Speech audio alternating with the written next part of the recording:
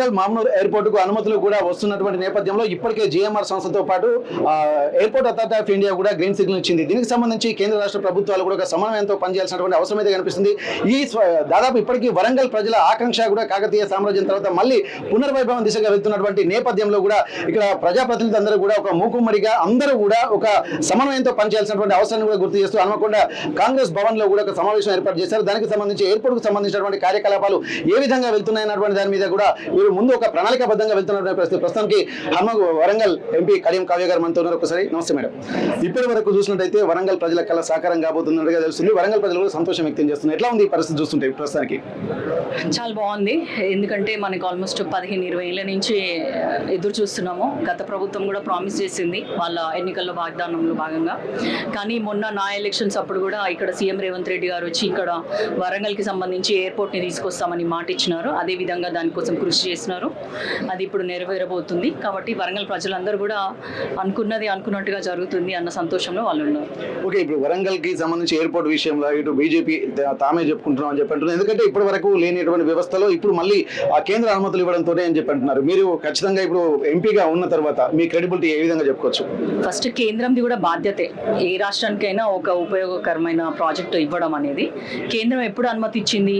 State నుంచి మా CM గారు అక్కడ జిఎంఆర్ వాళ్ళని అడిగి ఏదైతే 150 కిలోమీటర్స్ లోపు మేము ఇవ్వము పర్మిషన్ ఇంకో కొత్త ఎయిర్పోర్ట్కి అన్న దాన్ని కూడా నిబంధనలను సడలించే విధంగా ఆయన ప్రయత్నం చేసినారు. కాబట్టి ఎన్ఓసి వచ్చింది కాబట్టి కేంద్రం అనుమతి ఇచ్చింది.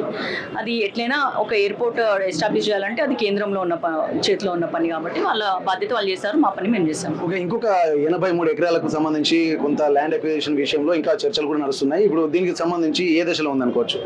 ఈ రోజు ఉదయమే అక్కడ సంబంధిత ఎమ్మెల్యేలు పరకాల కానీ ఇటు వర్ధనపేట ఎమ్మెల్యేలు వెళ్ళి రైతులతో మాట్లాడడం జరిగింది. వాళ్ళని ఒప్పించినారు. కొందరు రెచ్చగొడుతున్నారు కానీ రైతులు ఒప్పుకుంటున్నారు. కాబట్టి ఈ వీకెండ్లో డెఫినెట్గా సర్వే కూడా పూర్తవుతుంది. ల్యాండ్ అక్విజిషన్ అయితే ఇప్పుడు ఇష్యూ ఏం లేదు. పనులు ఎప్పటి నుండి ప్రారంభం కావచ్చు అనుకోవచ్చు మేడం? ఇప్పుడు మేము ల్యాండ్ అక్విజిషన్ చేసి ల్యాండ్ ఇవ్వగానే కేంద్రం ఆ పనులు ప్రారంభిస్తుంది. దాన్ని అబ్జర్వ్ చేయడానికి ఒక స్పెషల్ ఆఫీసర్ని కూడా నియమించమని చెప్పాము.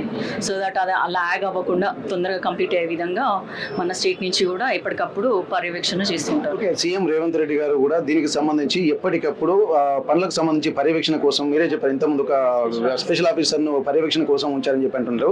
ఇది దాదాపు ఎయిర్పోర్ట్ అయ్యేంత వరకు కూడా వారు అంటే ఏ పనుల వారి యొక్క విధి విధానాలు ఎలా ఉండబోతున్నాయి, మీరు దాంట్లో ఎటువంటి పాత్ర పోషించబోతున్నారు? ఒక ఎయిర్పోర్ట్ రావడానికి ఫస్ట్ కొన్ని క్లియరెన్సెస్ కావాలి. అది ఎయిర్పోర్ట్ అథారిటీ వాళ్ళు చూసుకుంటారు. ఏదైతే ఎన్ఓసి కానీ తర్వాత ల్యాండ్ ఎక్విజిషన్ ఏమో స్టేట్ గవర్నమెంట్ బాధ్యత. ఆ క్లియరెన్సెస్ ఏమో మనకి 6 months టైం పడుతుంది. బట్ ఆ లోపే మనకి వర్క్ స్టార్ట్ అవుతుంది. తర్వాత ఇదంతా కూడా సెంట్రల్ గవర్నమెంట్ ఏ విధంగా చేస్తుంది అఫీషియల్స్ ఇక్కడ. తర్వాత ఏమైతే టెండర్ పిలిచినాక వచ్చే కంపెనీ జిఎంఆర్ వాళ్ళేగా చేస్తారు కదా. సో వాళ్ళ పని విధానం ఎట్లా ఉంది ఇట్లా ప్రతిదీ పర్యవేక్షిస్తూ ఎక్కడైనా అడ్డంకులు వస్తే హయ్యర్ అథారిటీస్కి ఇన్ఫార్మ్ చేస్తూ ఎక్కడ కూడా ఆగకుండా ఈ ప్రాజెక్ట్ స్మూత్గా రన్ అవ్వడానికి పెట్టినాము.